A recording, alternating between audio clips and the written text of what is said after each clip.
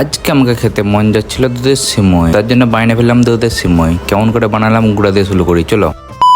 ফার্স্টে একটা ছাগলের দুধের প্যাকেট নিয়ে নেবো এরকম ধরনের, তারপরে কিছু বাদাম, কিছু আখরোট ফাকরোট নিয়ে নেবো, তারপরে একটু সিমই নিয়ে নেবো 1 প্যাকেট, তারপরে সিমইগুলোকে ছেড়ে রাখবো, দুটো গাছপালা দিয়ে দেবো কাঠ ফাট, আর দিয়ে তারপরে একটু ঘি দিয়ে দেবো।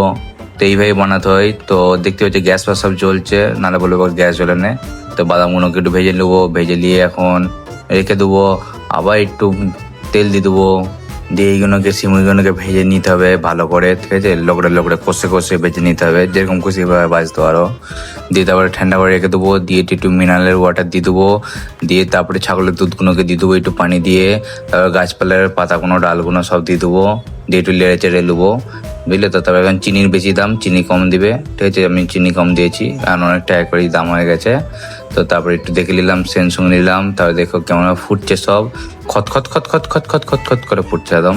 তারপরে আমার সিমইগুলো দিয়ে দেবো, ভাজা সিমইগুলো, তারপরে বাদামগুলো দিয়ে দেবো। তো বাদামগুলো দিয়ে ভালো করে লেড়ে ঘেড়ে নিতে হবে, তারপরে এই পুরো সিমই তৈরি হয়ে যাবে। তো দেখতে পাচ্ছ, উফ সেই লাগছে গায়ে, সেন্টার সঙ্গে কি সেন গায়ে। সেই তোমরা বানাও, খাও, দারুণ লাগবে, ঠিক আছে। এই দেখো পুরো কালারটা আলাদা, ঠিক আছে। এখন বাটিতে পার্সেল করে নেবো, চলো বাই বাই।